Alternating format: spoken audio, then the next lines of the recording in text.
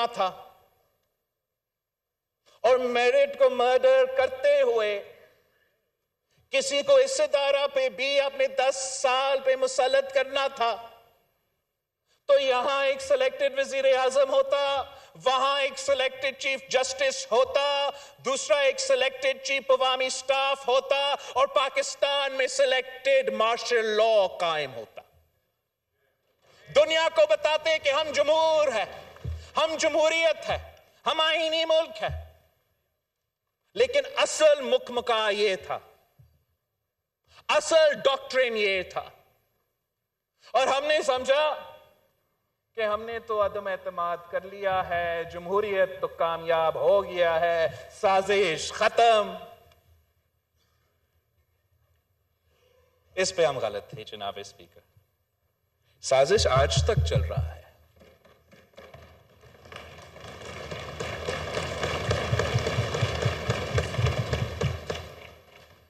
سازش یہ ہے کہ اسی 1 یونٹ کو قائم کرنا ہے، سازش یہ ہے کہ ہمارا NFC ایوارڈ کو ختم کرنا ہے، سازش یہ ہے کہ یہ جو آئین اس کو پھاڑنا ہے، اور اسی ڈاکٹرن کو ایک بار پھر اس ملک پہ مسلط کرنا ہے۔ اب ہم نے سب مل کے اس سازش کو ناکام کروانا ہے، مگر اس وقت جو ہے جناب اسپیکر، یہ کھیل ہمارا ادارہ میں تو نہیں چل رہا، نہ کہ کسی اور ادارہ میں چل رہا ہے۔ وہ ادارہ نے کہا کہ ہم نیوٹرل ہے، تو جب اسٹیبلشمنٹ نیوٹرل رہا اور پارلیمان ہمارا ہاتھ سے باہر چلا گیا، تو ایک ہی جگہ موجود ہے جہاں یہ کھیل ابھی تک جاری ہے۔ اور اس لیے جناب اسپیکر، اس 10 اپریل پہ، اس 10 اپریل 2023 پہ، ہمارا گولڈن جوبلی کے دن پہ، اس ہاؤس کے فلور سے میں اپیل کرتا ہوں honourable chief justice of Pakistan سے کہ the judiciary of Pakistan stands at a crossroads۔ یا یہ وہ عدالت ایک ایسا عدالت بن سکتا ہے جو ہر پاکستانی مانے کہ یہ اس آئین کا محافظ ہے۔ ہمارا عدالت اپنا ہی وقار کو بلند کر سکتے ہیں اگر آنریبل جج صاحبان آپس میں بیٹھیں اور کسی ایک شخص، کسی سیاست کی جو سوچ ہے اس کو الگ رکھ کے، اگر وہ آپس میں بیٹھ کے ایک بینچ بن کے، ایک کورٹ بن کے اپنے فیصلے سنائیں گے، تو جناب اسپیکر مجھے I am confident that the consensus of the Supreme Court of Pakistan will be democratic, that the consensus of the Supreme Court of Pakistan will be in line with the Constitution of Pakistan. I am confident that the consensus of the Supreme Court of Pakistan can withstand any conspiracy. اگر کسی ایک آدمی کی آمریت چلے گا supreme court, اگر one مین شو چلے گا supreme court میں، اگر جیسے جسٹس اطہر منیلا کہتا ہے پولیٹیشین ان بلیک روبز کا سپریم کورٹ بنے گا، تو پھر جناب اسپیکر جو ہمارا اعلیٰ عدلیہ ہے، جو ہمارا یہ پارلیمان ہے، جو دوسرے ادارے ہیں، وہ جو آنے والا بحران ہے اس کو نہیں سنبھال سکیں گے۔ ہمارا آئینی بحران جو اس وقت چل رہا ہے، اس وقت I can show you, I have 4 judges on the record saying کہ ان کا فیصلہ یہ ہے، لیکن ایک چیف جسٹس اور دوسرے جو ججز ہے وہ اپنا اقلیت کو اکثریت میں ثابت کرنا چاہتے ہیں۔ وہ پاکستان کے عوام کو کہہ رہے ہیں کہ 2 + 2 is 3، but you and I can see that 2 + 2 is 4، مگر وہ انسسٹ کر رہے ہیں کہ نہیں، 2 + 2 is 3۔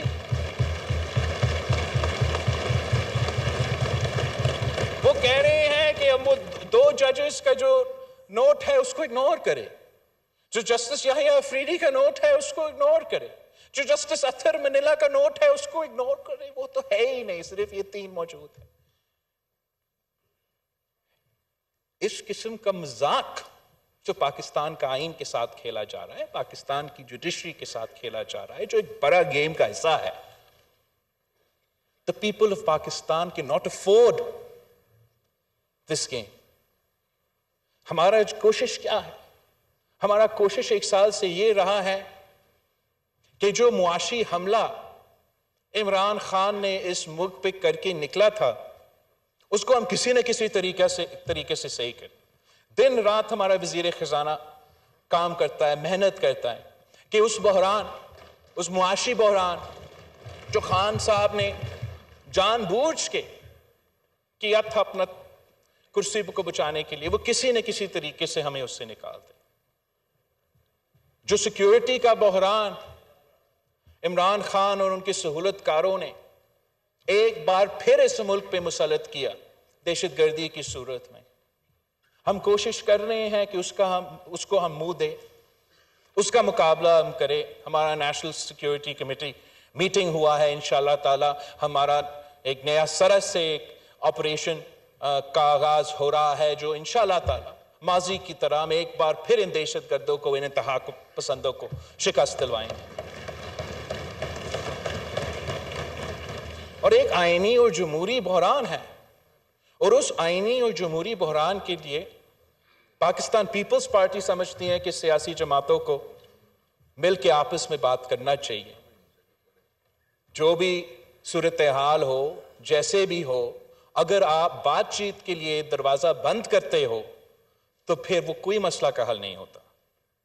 ہم نے ماضی میں بھی دیکھا ہے کہ جب بھی سیاستدان کے لیے مشکل رہا ہے کہ وہ آپس میں بات چیت کرے، وہ آپس میں کوئی کنسنسس بنائے، تو ضرور کوئی تھرڈ فورس آ کے اس صورتحال کا فائدہ اپنے لیے لیتے ہیں، کسی اور کے لیے نہیں۔ مگر اس آئینی بحران سے نکلنے کے لیے اگر سیاستدانوں پہ بھی ایک ذمہ داری ہے تو اعلیٰ عدلیہ پہ بھی ایک ذمہ داری ہے کہ وہ اپنا عدلیہ کو بچا دیں، وہ اپنا جوڈیشری کو بچا دیں۔ ہم نے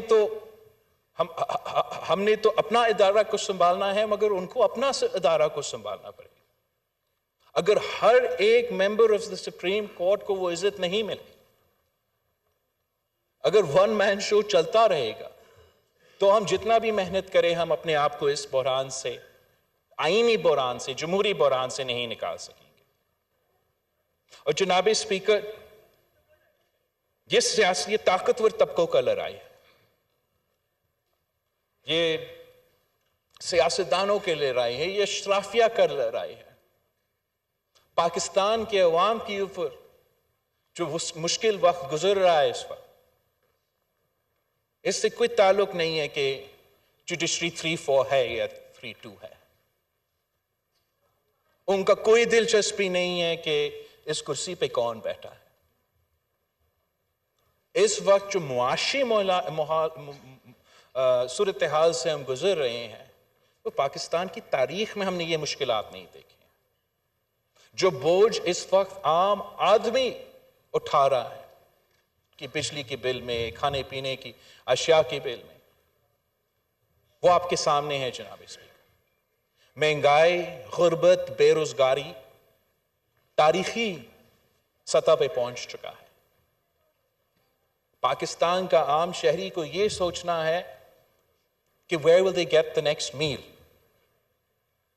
اور پاکستان کے عوام کا دلچسپی اس عوام سے یا کسی اور ادارے سے اٹھ چکا ہے، اس لیے ان کو یہ محسوس ہو رہا ہے کہ اس طاقت کی لڑائی میں ہمارے مسئلے تو موجود نہیں ہیں۔ پاکستان کا عام شہری جن کے لیے اس وقت زندگی گزارنا مشکل ہو چکا ہے، بچے اپنے بزرگوں کا خیال نہیں رکھ سکتے، میڈیکل بل سے ڈرتے ہیں، والدین اپنے بچے کی تعلیم پورا نہیں کر سکتے ہیں، وہ پریشان ہوتے ہیں جب سوچتے ہیں کہ اگر میرا بچہ کا مستقبل میرے سے بہتر ہونا پڑے گا تو میں نے تعلیم دلوانا ہے، مگر تعلیم کو افورڈ نہیں کر سکتا۔ جو دن رات لوگ محنت کرتے ہیں، جو سفید پوش طبقہ ہے جو دفتر جاتا ہے 9 بجے سے لے کے 5 بجے تک کام کرتے ہیں، ان کے تنخواہ پہ گزارا نہیں ہوتا. کیا کریں؟ اگر پہلے آپ کا تنخواہ پہ آپ گزارا کر سکتے تھے، نہ خاندان کا خیال رکھتے تھے، مشکل تھا لیکن چیزیں پورے ہو جاتے تھے، اور اب جو ہے پورا تنخواہ تو پیٹرول کے بل پہ چلا جاتا ہے، وہ تو اے سی اور بجلی کے بل سے پہلے.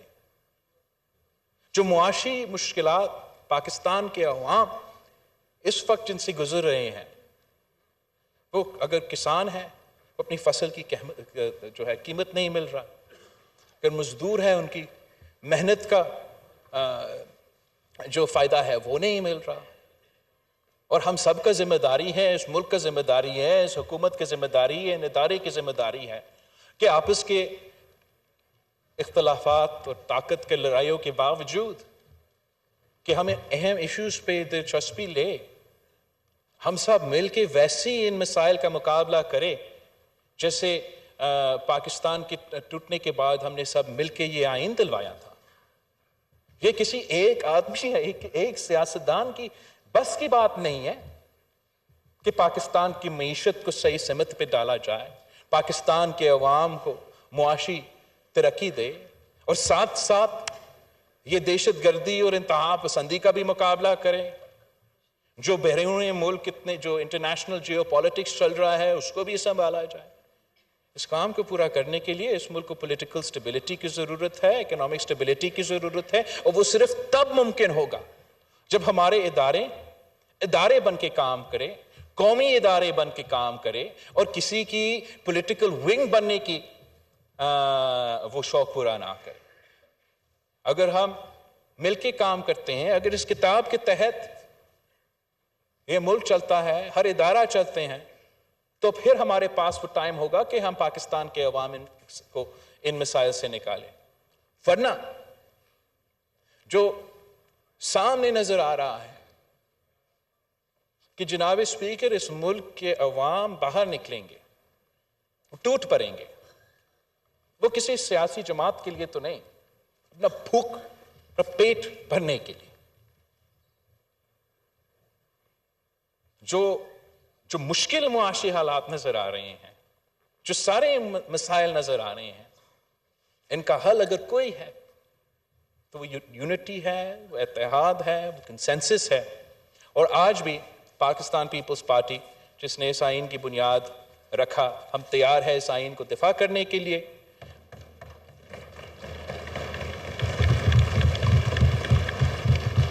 اور دفاع کرنے کے لیے جناب اسپیکر ہر ادارہ کو اپنا دائرہ میں رہ کے کام کرنا پڑے گا. میں جانتا ہوں کہ پاکستان کے عوام نے ماضی میں بھی سارے مسائل کا مقابلہ کر کے جیت چکے ہیں، اور آج بھی جو موجودہ مسائل ہیں ہم ان کا بھی مقابلہ کر کے انشاءاللہ تعالی جمہوریت کا وکٹری ہوگا، آئین کا وکٹری ہوگا، اور پچھلے 100 ایئرز بعد جو ہے ہم اپنا 1973 کا کانسٹیٹیوشن کا یوم تاسیس مناتے رہیں گے. تھینک یو جناب اسپیکر. شکریہ جناب بلاول بھٹو زرداری صاحب. معزز خواتین و حضرات، پاکستانی سیاست کے مرد حر، صدر پاکستان مفاہمت کے سیاست کے سرخیل اور ممبر قومی اسمبلی جناب آصف علی زرداری نے بھی اس کنونشن کو عزت بخشی ہے. میں آپ کو آپ کی آمد پر خوش آمدید کہتا ہوں، اور آپ سے گزارش کروں گا کہ اگر آپ چند کلمات کہنا چاہیں تو تشریف رکھیے. آپ تشریف، جی میں فلور دے چکا ہوں، آپ تشریف رکھیے.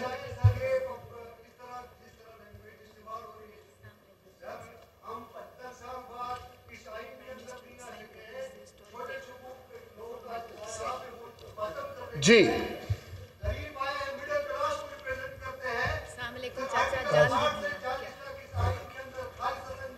آپ تشریف رکھیے، میں فلور دے چکا ہوں، پھر آپ سے بات کرواتے ہیں. جی آپ تشریف رکھیں. جی تھینک یو. جناب آصف علی زرداری صاحب.